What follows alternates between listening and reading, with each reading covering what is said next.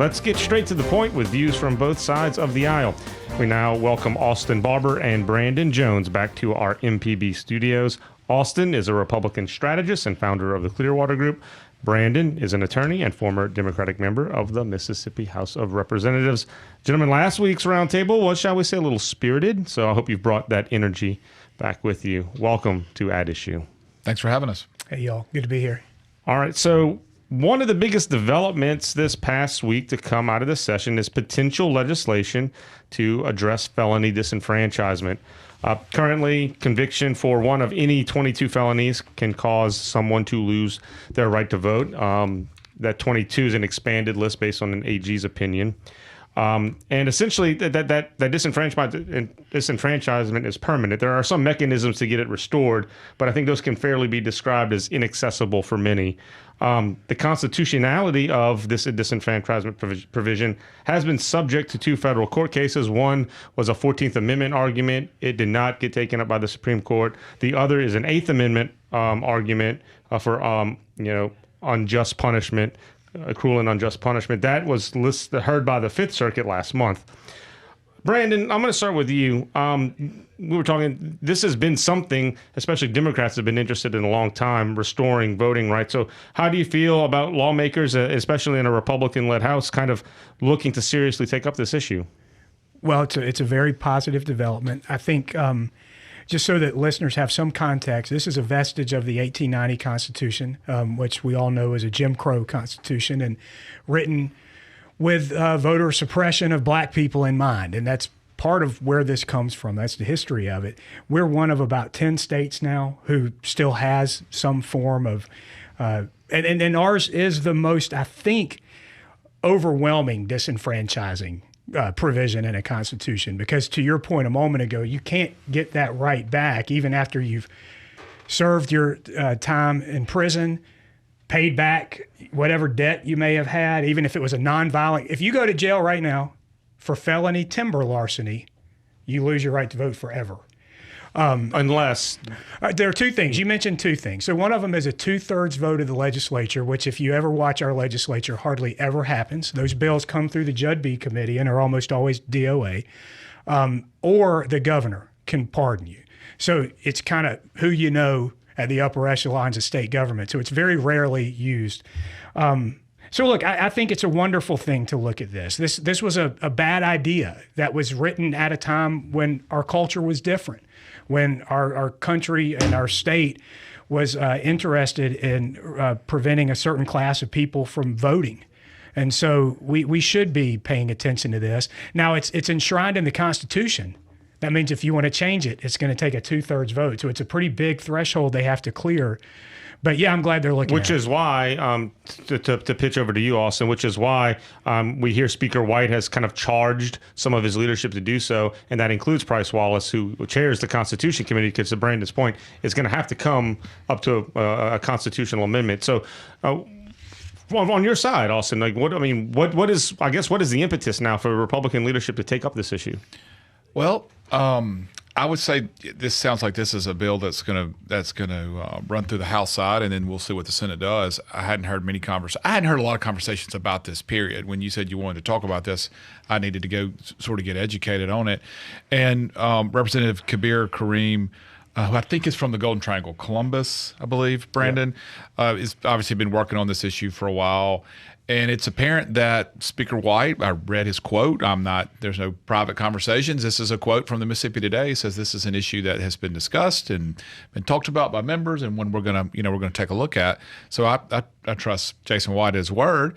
And certainly it appears that there are Judd B Chairman Kevin Horan and Constitution Chairman Price Wallace are having conversations about this. And I'm sure they're conversing with Representative Kareem and others who find that this issue is important. I'd want to understand, just sort of from a political hack side, sort of the constitutional aspect. Does this have to go to the ballot, Brandon? Walk us through, if this passes, okay, this is signed into law. What does this mean? What's the process for this? Yeah, so to amend our state constitution, currently, because it's changed recently based on Supreme Court rulings a couple years ago, because we used to have a petition process. To amend it now requires a 2/3 vote of the members of the legislature. And then anything that's passed by that legislature and survives that vote is put as it's worded when it's passed to voters at the next statewide election, and that's when you get that situation where voters is that a majority vote by voters? Is it a 60%, 2/3? What's the threshold? It has to be a majority of folks who vote in that election, and so undervote can be significant. I got it. People vote in the presidential race and they vote for Roger Wicker's race, and they don't vote in the other one. The electioneering component of a issue like that on the ballot is telling people go all the way to the bottom of your ballot. But I would say, listen, good for the speaker for listening to all of the delegation, Republicans, Democrats, black, white, young, old, rural, urban, and this is an issue. Because I will say, as a Republican, I think for nonviolent criminals, felons who haven't done things to children, nonviolent ones, if they have served their time, they have paid their price, and a certain time window has lapsed since they're off probation or whatever it is. You come out of jail, you're on probation, or Brandon's going to tell me the proper word, and then there's another little period in there to make sure you haven't messed up again, and you're nonviolent. I don't have any issues with this, and obviously that's the mentality of a lot of Republicans in the House, I guess. Yeah, so we'll see. That becomes a question. Well, I think that also becomes part of the question, because you mentioned a kind of like a checklist there, right? So I imagine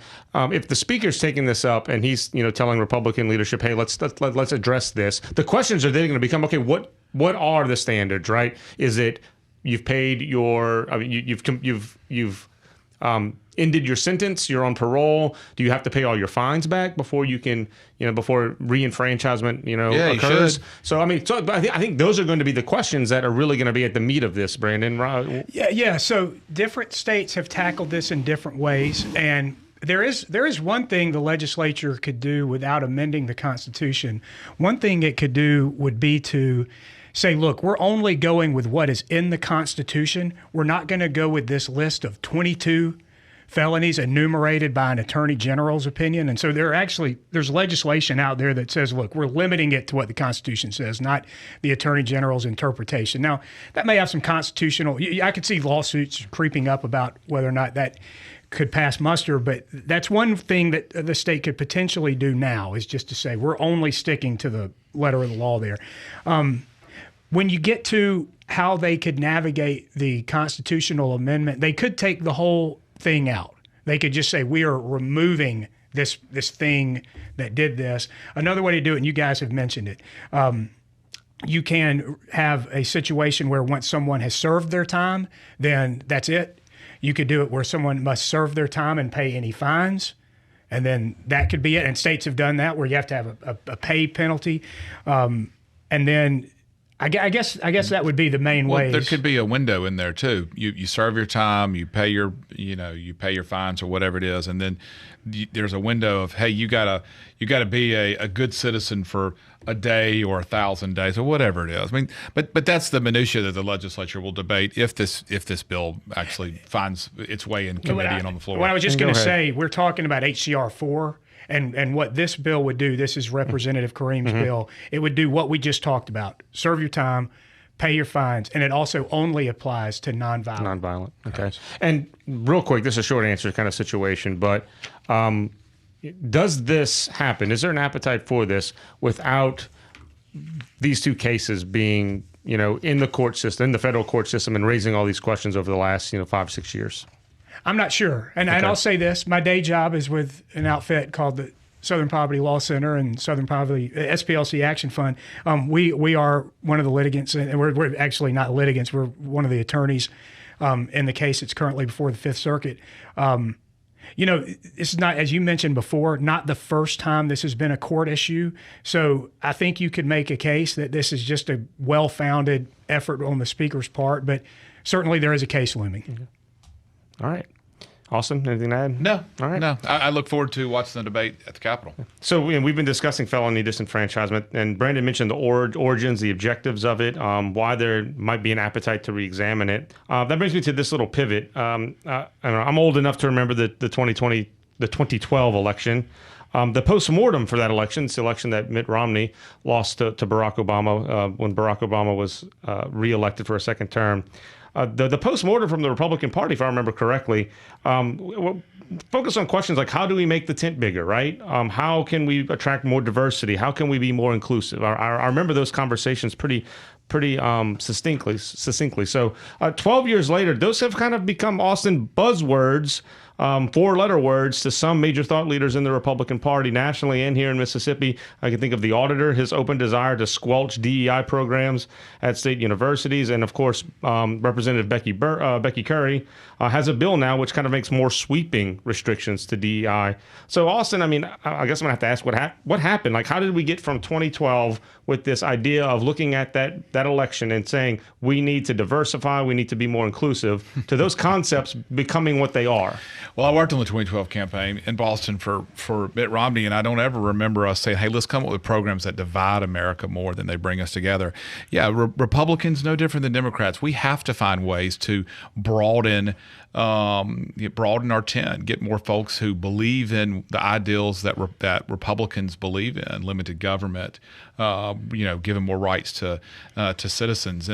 And look, I think we just went through an issue that I hope, if it passes, those individuals who find the disenfranchisement issue as one of their top ones will look and go, hey, that Jason White guy, man, he's all right.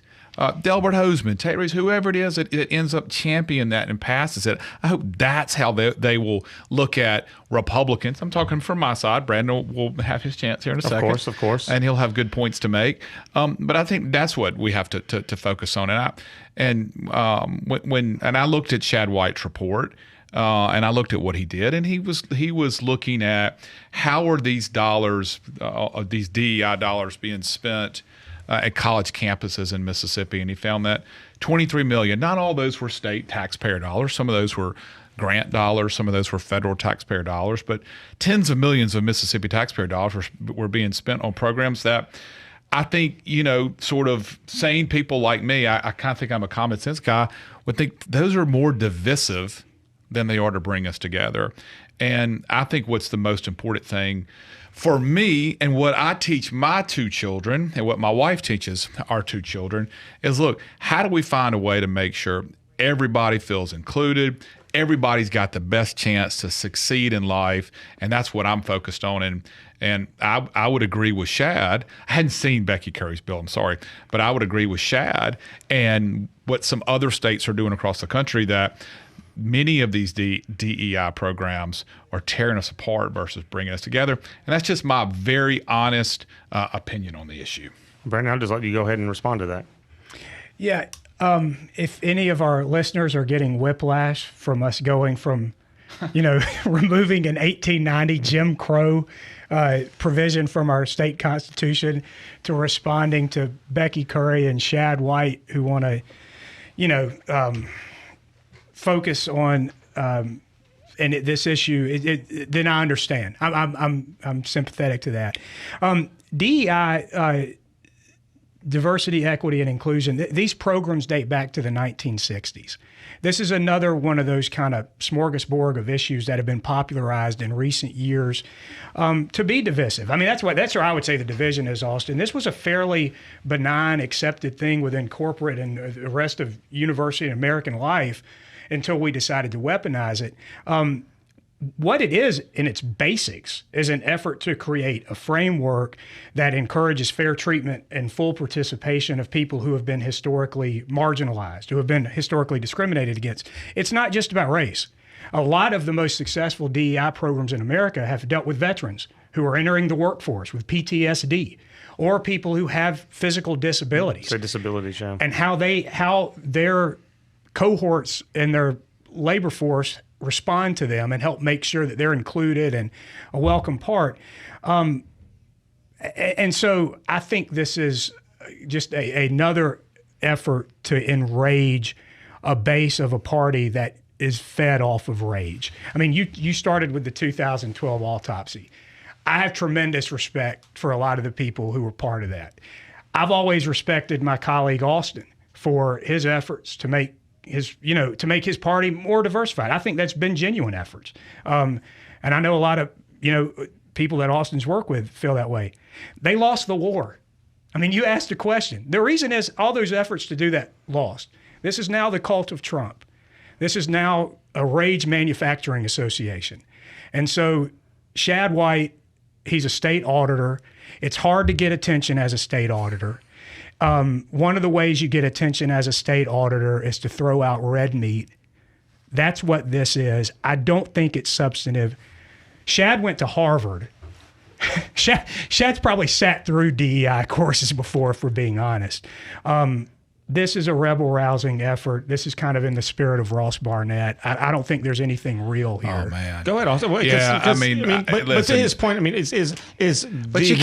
but you can't throw Ross Barnett out and rage. I mean, there are, and you and I are friends, and I respect you, but there's sometimes that I disagree with you. I'm going to disagree with you here. Shad White is the state auditor. And it is his job as state auditor to make sure that our taxpayer dollars are being spent in an appropriate manner.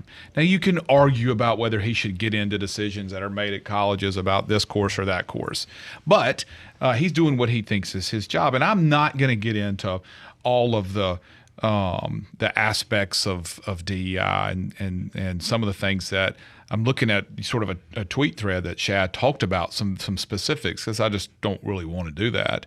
I'm glad he brought up some of these issues. But to that point, you said appropriately. Is the job of the auditor, when you define appropriately, is it appropriate by law or is it appropriate by ideology? Is there any type of ideological kind of schism here? I don't know the answer to that. I mean, I think every elected official, in some ways, they're going to have some ideology on their shoulder that maybe biases them a little bit in what they do. But ultimately, I think they're trying to do things in the right way. And I know that's what Shad White's doing.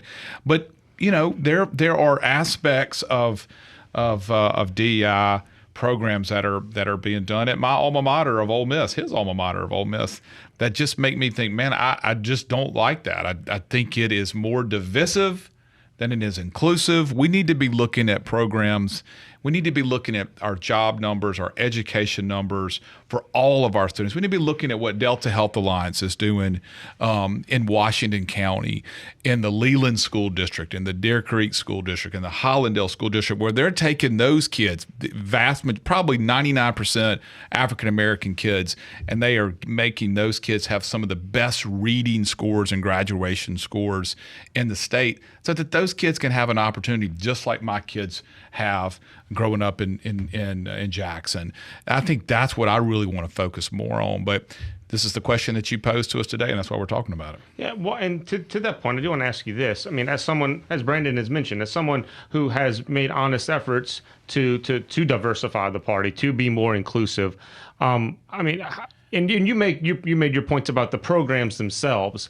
So, as someone with that objective in mind, is there a concern that the thought leaders in the party, to Brandon's point about rage baiting, that they're taking these words that have real meaning, and that that the Republican Party in its 2012 postmortem had said these are legitimate kind of concepts we need to consider, and they've taken them, they made them into 4-letter words that maybe make achieving that a goal more difficult. But I think there are aspects of DEI programs in colleges, we're talking about Mississippi right now, that do piss me off. You said 4-letter words. I think I can say that, and I just did. They do make me mad. I do disagree with. That doesn't mean that I am not for every Mississippian having the absolute best chance that they can to graduate from high school, to go to college if that's what they want to do, to get married, to have kids, to live the American dream. But that doesn't mean that I can't be, or Shad White or Becky Curry or whomever can't be frustrated about certain aspects of these programs on college campuses. Does that mean that all the programs are bad? No, I don't know all the aspects, but Right. some of the details that I see, they do frustrate me. That doesn't mean that I'm a bad guy. That doesn't mean that I'm raging and angry. It just means I think that I don't like what they're doing. And I'll be quiet, Brandon. And we're talking about that's talking You about asked you, me the question. but Brandon, I mean, looking at it, you're the one that brought up the whole rage baiting thing. What I mean, when you hear Austin say that, what's your response? Well, look, I don't doubt Austin's sincerity. I never do. I doubt Shad's. I mean, if you look at Shad's Twitter feed, he's a rebel rouser. I mean, this is kind of his shtick. Shad White has not done anything all that significant as auditor. The reason we know about him is because he kind of likes to stir up the hornet's nest. He's writing a book right now about an ongoing prosecution that his office got started. I mean, this is a guy who likes attention. So but let's leave that alone. I know Austin's being sincere, and I'm sensitive to the fact that we're three white guys talking about cultural sensitivity. Exactly. Yeah, that's but not lost on me either. We live in a world that's increasingly multicultural, and part of a full education is knowing how to live in that world.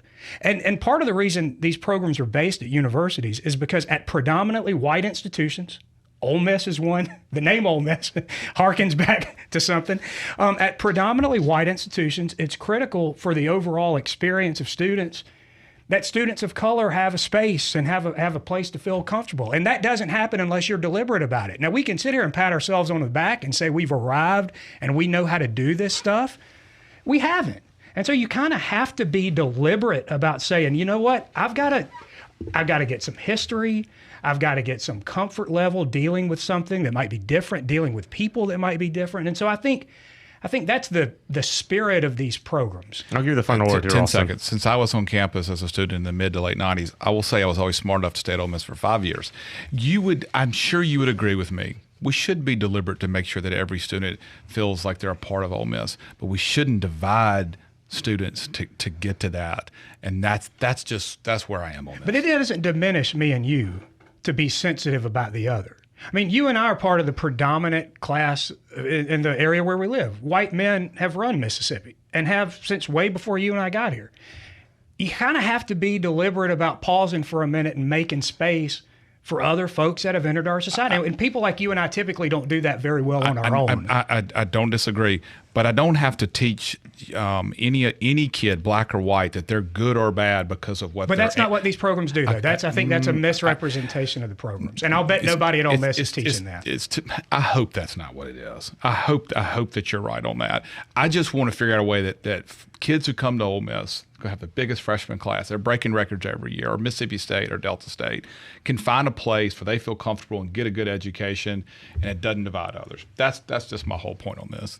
All right. So we had a reasonable debate on this. Yeah. Brandon Wow. didn't get too mad. No, not at all. All right. Well, we're going to make a major pivot here, our last bit, and we won't spend too much time on it. But another measure has already made its way through the House. That's online sports betting. It happened 2 weeks ago. It allows online sports books to partner with brick and mortar casinos. They each get a stake in the game. I think how much stake is kind of maybe part of the debate going on. So just quick thoughts on this. Is this a logical next step when it comes to sports betting in Mississippi, which has been around since 2018, or considering the risk with online sports betting, is this something that could potentially invite trouble or even maybe pose a threat to traditional casinos, Austin? No, it's absolutely logical. I mean, look, this is happening right now. It's just happening in a black market, and it has been for a long time. Even today, with technology as advanced it is, you've got offshore casinos where people are finding a way to get around the law to bet on a ball game through an offshore casino. This needs to happen. This is good. It's not like a make or break thing for casinos. This is not hundreds of millions of dollars in new tax revenues that's going to come in, but it is new tax revenues that will come in. It's a good thing. The vast majority of brick and mortar casinos in Mississippi are for this. There'll be a successful program that's run. We're not the first state in the country that's doing it. It happens all over the country. This is a good thing. And so it'd be really interesting to see. Representative Casey, you're chairman of the gaming committee in the House, has worked very hard on this. I know Senator David Blunt, who's the chairman of gaming in the Senate, has also been working hard on this. It obviously passed the House, as you said. Yep. It's in the Senate's lap, but this is a good thing. It's a natural step. The vast majority of casinos are for this. So I think it's. I'm glad the House has passed. And to Austin's point, I mean, joint gaming committee meetings all throughout the fall to kind of get to where we are. Brandon, you grew up on the coast. Does it do enough for brick and mortar casinos? Look, I grew up on the coast, and we've been talking about gaming my whole life. I mean, there's been a debate going on about gaming. I think there's an inevitability to it. I think Austin's right. There's a certain energy behind this. The rest of the world is doing. It's a huge industry. The NFL, the biggest sports league in the world, went from taking a very strong position against to now they are sponsored by online gaming. And just had a Super Bowl in Vegas. So I think this is where the world is going. I'm reminded of the old Baptist preacher that I heard during the height of the original casino debate saying, I didn't believe in evolution until we started fighting about gambling, but they started out in the water, then they moved on land, and now they're online. So but listen, every casino can go have their own strategy for how they want to do this versus they want to have a poker room, whether they want to have all blackjack tables or more slot machines. So every casino is going to have the opportunity to go partner with an online. I'm not going to name any online sports book. So they can go at this as heavy or soft as they possibly want. It's a business decision for the casinos. They'll all be treated the same on this. So I don't think there's any. Well, this can help one casino over the other. It's just about the strategy and partnerships that they make and moving forward on this if it passes. Yeah, sounds like we have a consensus on this one. All right. Yeah, I mean, and at least in the inevitability of it. And we notoriously have kind of a puritanical legislature. I mean, well, not in their own private practices, but in how they vote. But I thought it was notable. We all were around when some of the gambling bills originally passed. This one passed the House 97-14. So it's kind of taken off. Nobody's really debating the morality of it. And I noticed we're also having beer conversations. People listening might not know we have blue laws in the state of Mississippi to this day. We're even tackling that. So I don't know, very, very interesting postmodern moment we're having over there. All right. Well, gentlemen, thank you. This has been At Issue on MPB Think Radio, a weekly discussion about the 2024 legislative session. At Issue can also be streamed on the MPB Public Media app, or you can download the podcast from any of the usual podcast sites. I'm Michael Guidry with Brandon Jones and Austin Barber. From all of us at MPB, thank you for listening.